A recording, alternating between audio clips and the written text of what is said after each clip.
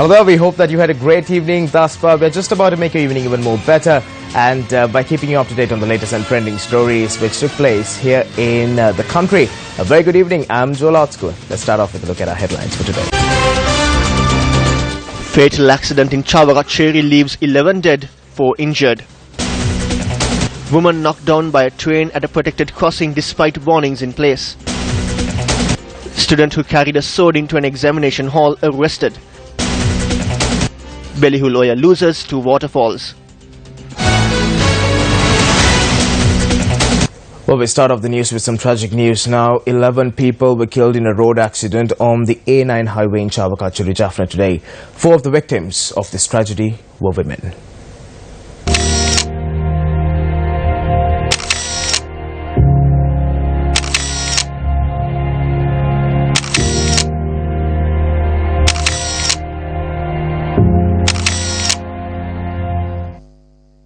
A CCTV camera in the area had captured the manner in which the van which caused the collision had driven off the road. The van, which was carrying a group of pilgrims from the Millennium area in Kalutara, collided with a bus.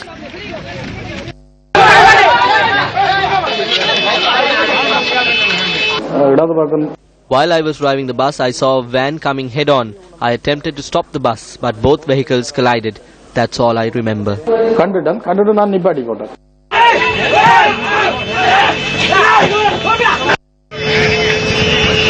The driver of the bus and 3 others were injured in the collision. They are currently receiving treatment at the Jaffna Teaching Hospital. Police said the bodies of the deceased are currently lying at the Chawakacheri Hospital.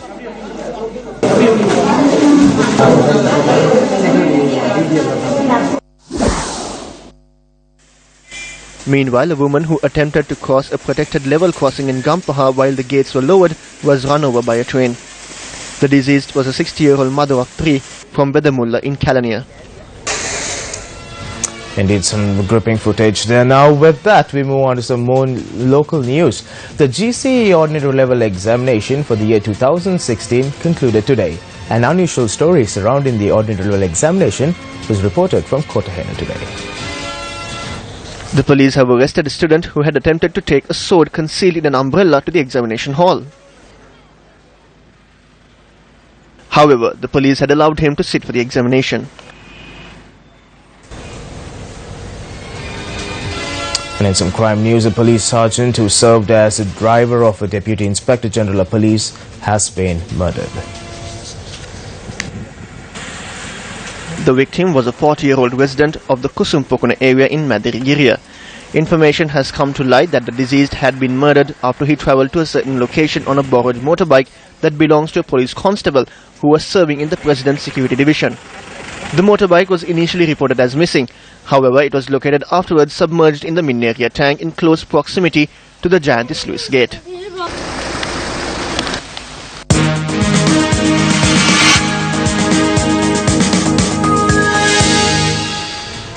And on to a story which we have been following very closely now. The shortage of rainfall has had a severe impact on the agriculture sector in the country, which is still reeling from the effects of the drought experienced earlier this year. Farmers from Sagama in Ampara are facing a severe crisis as the reservoir which irrigates their fields has dried up. The shortage of water has caused 500 acres of farmland to wilt away. 2,000 families whose main source of income is agriculture have been affected as a result. Even the fields that have been cultivated are at risk. This has been attributed to the lack of rain. Meanwhile, the lives of about 30,000 heads of cattle which graze on the meadow adjacent to the reservoir are also at risk due to the lack of food and water. Dairy farmers in the area have also been affected as a result of the water shortage. As a result of the water shortage, we are unable to give drinking water for about 30,000 cows which live here. This has caused serious problems for the dairy industry. There is no rain and there is no water. Life has become very difficult. We do not know what to do anymore. Farmers in Amaga, however, Talgaswava, Dunudembuava and Itikulama in the Nochiagama Administrative Division have also been affected by the shortage in rainfall. 400 families who live in these villages have been left with no means by which to protect their crops given the lack of rain. කරපු දේවල් වලින් දැන් කිසිම පළාත් ප්‍රයෝජනයක් නැති වෙලා තියෙනවා වැස්ස නැති හින්දා. වැස්ස තිබ්බනම් ඉතින් මේ වාගේ අපිට එහෙම දේවල් වෙන්නේ නැහැ. මේවා ඔක්කොම දැන් ඇකිලිලා ගිහින් තියෙන්නේ. I had to pawn my wife's earrings to get fertilizer for the fields. Now there is nothing I can do. We have only become poorer. We will be forced to beg or consume poison. Even when we accept alms, we do so with great pain. We know there has been no rain this season. When they ask us to please come and look at what has happened to their fields, we feel a great sadness. Meanwhile, farmers charge that two arbitrary mini hydropower projects in the area have caused two waterfalls along the Belur Loya to disappear. Mini hydropower projects were introduced to the Mandaranura Valley in Hanguranketa and Belur Loya 15 years ago. However, these projects have had a detrimental effect on catchment areas, which has caused the Athawatanwala and Diganahinda waterfalls to disappear. As a result of these hydropower plants, we have not received enough water for several years. They are simply fulfilling their own wants. There is no benefit for the farmers. Amidst the delay on part of officials and the competent authorities in preparing reports on the issue, about 500 acres of farmland in Mandaranura have wilted. I'm the only person who grows paddy here. As a result of the hydropower projects, the water supply has been cut. The water does not flow. The water does not irrigate the fields. 4 projects are under construction, 3 projects are pending approval. There is no water for about 500 acres of farmland in the area. We have informed all competent authorities, including the chairman of the Central Environmental Authority. The main office of the Central Environmental Authority is currently preparing a report to justify covering up shortcomings and mistakes in granting approval for these projects.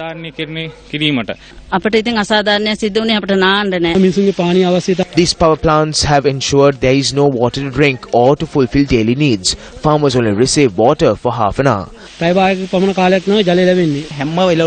grow all varieties of vegetables here, but as a result of these power plants being constructed here, there is a shortage of water, which has had a severe impact on agriculture. Well, now with all that destruction taking place, a collective of environmental organizations staged a peaceful protest march today against the destruction of the country's environment.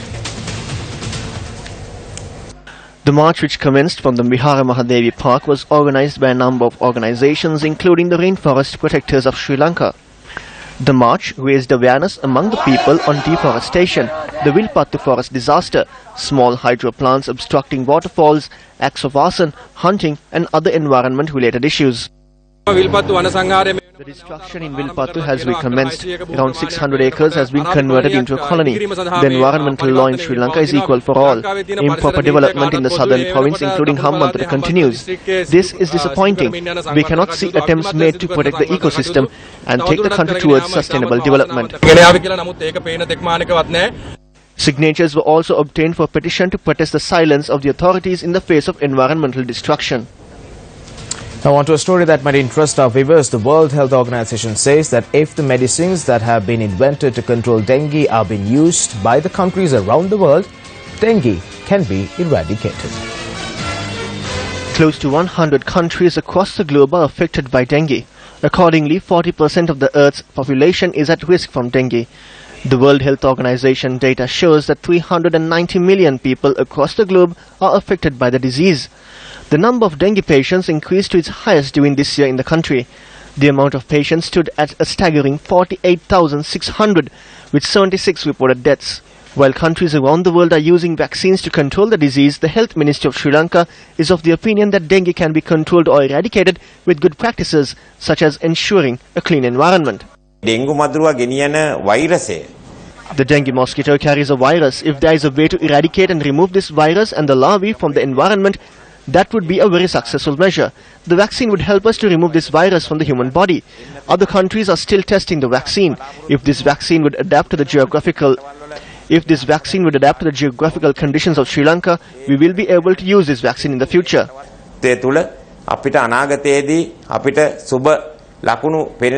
A number of countries which have stepped out of the box when it comes to tackling this issue are successfully using vaccines. Indonesia, with a population of 250 million, Thailand with a population of 60 million, Singapore, Mexico, Brazil and even countries like Costa Rica are using these vaccines to save people from falling victim to the disease. Why hasn't Sri Lanka, with a population of 22 million people, taken steps to use this vaccine to stop dengue? When it comes to any vaccines, there is a long process. There are a number of experts who study the matter. They provide it to the people after making sure it is suitable. Dengue vaccines will be purchased when the specialists recommend it. There are 3 types of foreign vaccines. The epidemiology unit is working on it at present.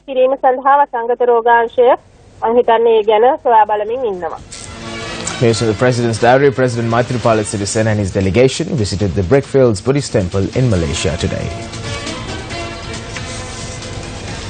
The President met the chief incumbent of the temple, Venerable Kirinde Sri Dhammaratana Thero, and discussed the current progress of the country. The chief incumbent and the Buddhist monks chanted Pirit and blessed the President.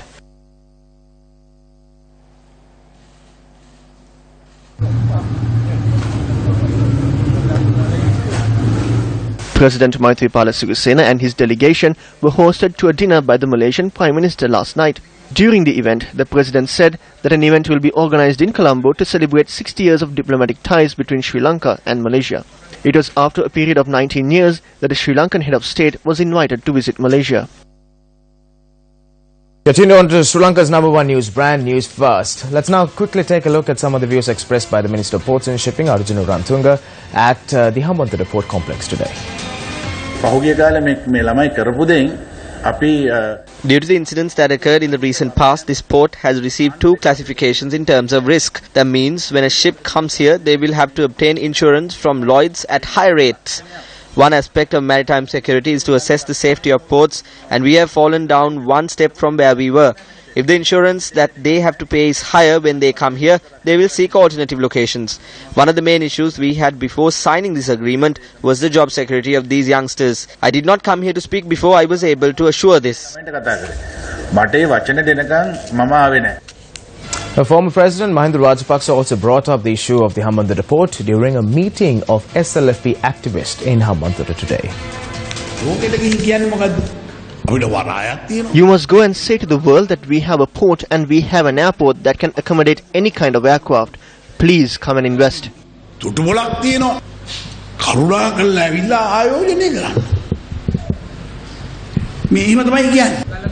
There is a rock there too. I do not know who caught the rock. Maybe it was Ranil.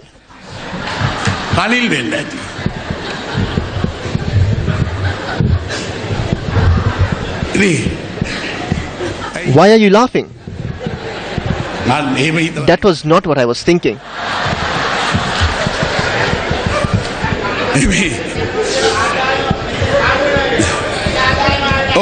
I was talking about the port. In the recent past, I visited the homes of several faithful members of the party. I was able to witness the shortcoming during these visits. We do not see these shortcomings when we are in power. We had been negligent in some instances. At the same time, we were deceived by those who surrounded us. There were people in this district who engaged in illegal activity. I say this without fear. But even I didn't have the opportunity to put a stop to this. I am disappointed about that. They became even more powerful, and it was not the individual that suffered. It was Mahinda and the entire government, including myself. We must correct these mistakes. Well, now the Janata Vimukti Peramuna charges that the Prime Minister has gathered all of the powers of the government around him.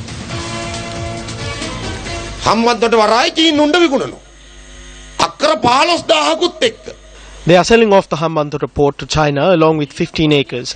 This will lead the way for a Chinese colony.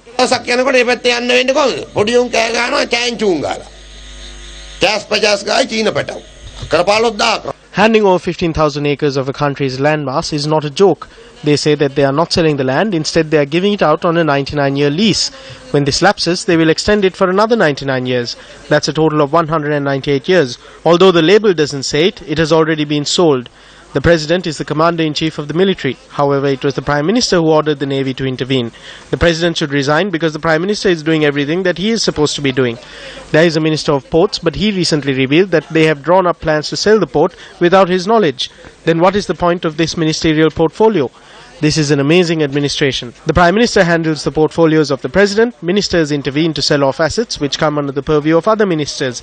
Then the members of the Sri Lanka Freedom Party say that we are unaware of this. This is an amazing partnership. They stay patiently for a long time and then they burst out calling on them to leave, yet they don't remain like frogs in a house. This looks more like a fruit salad rather than a government.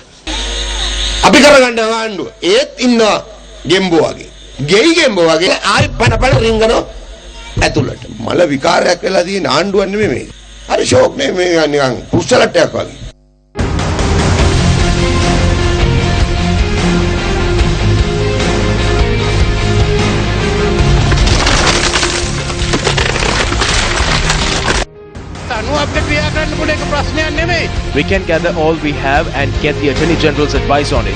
Parliament has secured a victory. As the government of good governance, we are accountable to it. If an inquiry was held into the Greek bonds, then this issue will not arise. We did it. We turned rogues into those who follow good governance.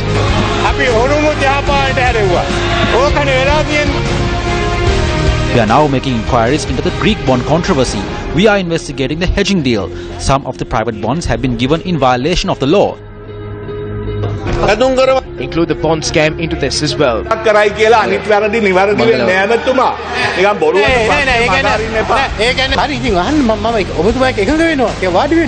Yes, I agree with you. Please sit. We have looked into the bond issue of the central bank. But this time we will hand over the task of investigating the buildings which were brought in Brazil and New York by the central bank. Great leaders don't rush to blame. They instinctively look for solutions. Nina Easton, journalist. What are your thoughts on the matter? News First will make your voice heard. You can express your views to our provincial correspondents. Call us on 0114 792 700. Send in your views via our social media platforms, Facebook. Log on to www.newsfirst.lk. Up next is our investigative segment, Action TV.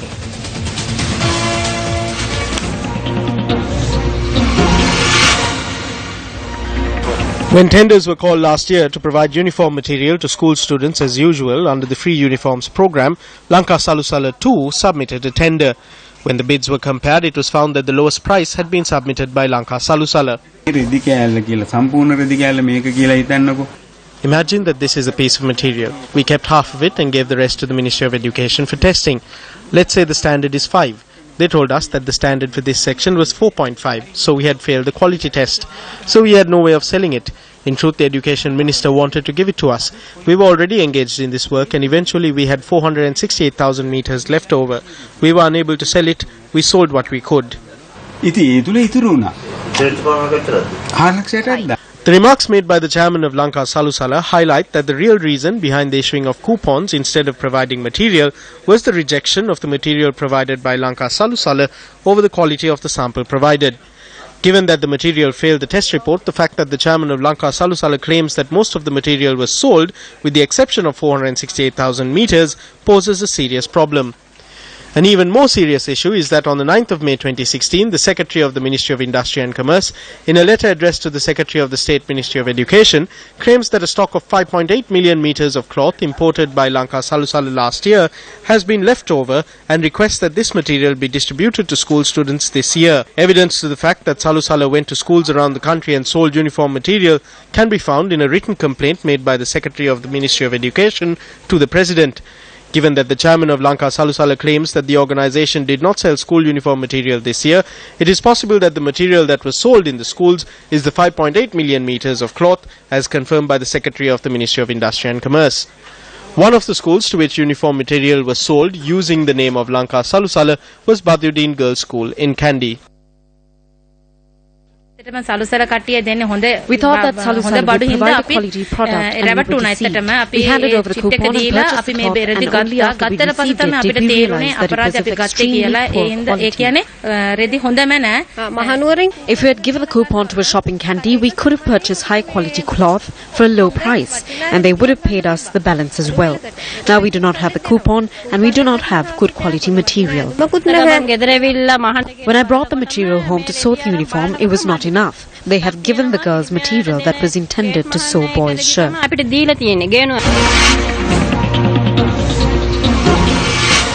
Well, if you just tuned on to your news, welcome to the news. Still in local news, yet another project under the 7-to-7 National Housing Program commenced today in the Siribopur area in Hambantota. This is the 69th housing project in the Hambantota district under this program and has been named Senpati Kanchadeva. When there are attempts to bring in a new constitution to strengthen the rights of the people, others should not say that this is an amendment to betray the country and that it is a constitution to betray the country. Through the constitutional amendment, the citizen, you, will be strengthened. There will be no white vans chasing you. There was an era like that. Now that era is over.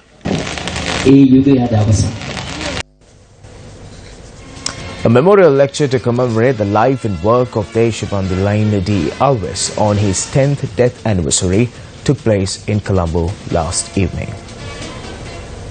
The lecture was held on the theme Role of Modern Zoos in Education and Wildlife Conservation and was delivered by Professor Lalit Jayavikrama.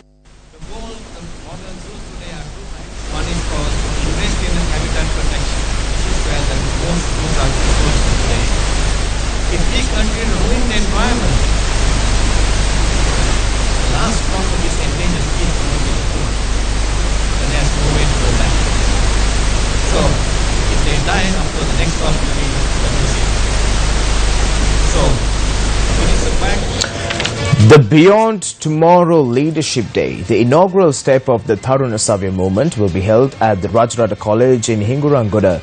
We will bring you the details of the event organized by Newsfirst to empower the youth in terms of leadership tomorrow.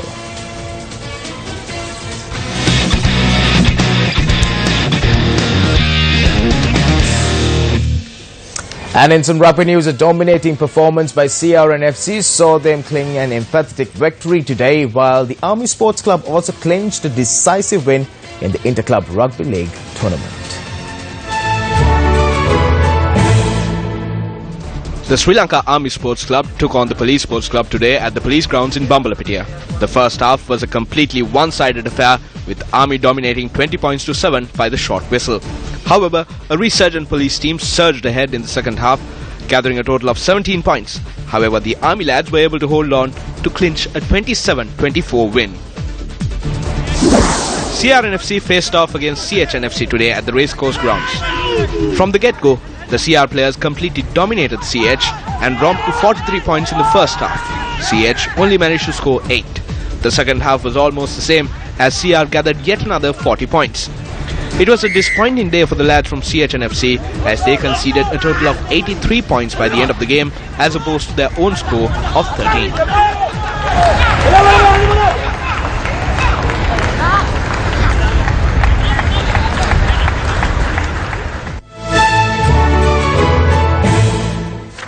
Back to some more local news. Now, an office established for the welfare of differently able people in Pudukkottai was declared open today. The office that has been self-funded was declared open by the Deputy Indian High Commissioner for Sri Lanka in Jaffna, A. Nadarajan. 66 women in Kilinochchi have been provided with aid to uplift their livelihoods. The Indian government is prepared to provide scholarships to students from Pudukkottai. Connect with us directly. Those children will be able to carry out their higher education in India as well.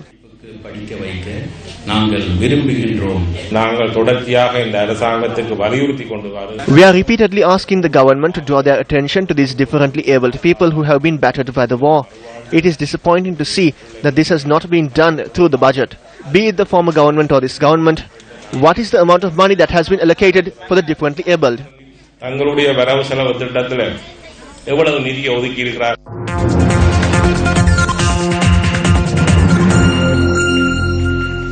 Now this, what we're going to tell you, would be known to most, but some would be feeling very new to this topic. It's the Niver spray spreading around the country and it's truly an addictive experience. What is it? It's Pokemon Go.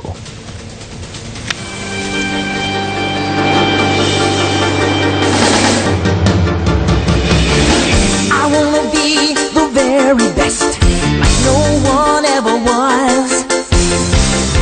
Catch them as my Pokemon was created in 1996 and immediately it captured the hearts of not only children but even adults.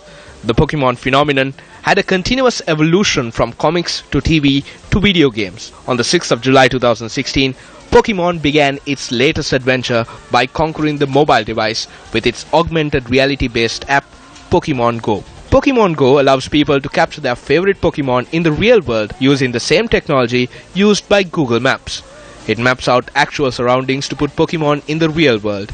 Then it's up to the user to explore the world and capture Pokemon. When Pokemon Go was initially released, Pokemon fans in Sri Lanka were fast to find a way to download and play the game. Within a few days, Pokemon Go spread like wildfire throughout Colombo, so much so that even people who have never watched or played Pokemon were addicted to the game. The trainers of Sri Lanka were seriously frustrated when the game was banned in the South Asian region. However, a few days ago, the Pokemon team announced that it has opened its application to all trainers in the South Asian region, including Sri Lanka. Come with me, the time is right. Pokemon is a massive community in Sri Lanka, even though not a lot of people know about it because they're gamers, right? They're very antisocial, you don't meet them often, and I thought Pokemon Go was a really good way to get all of these people together.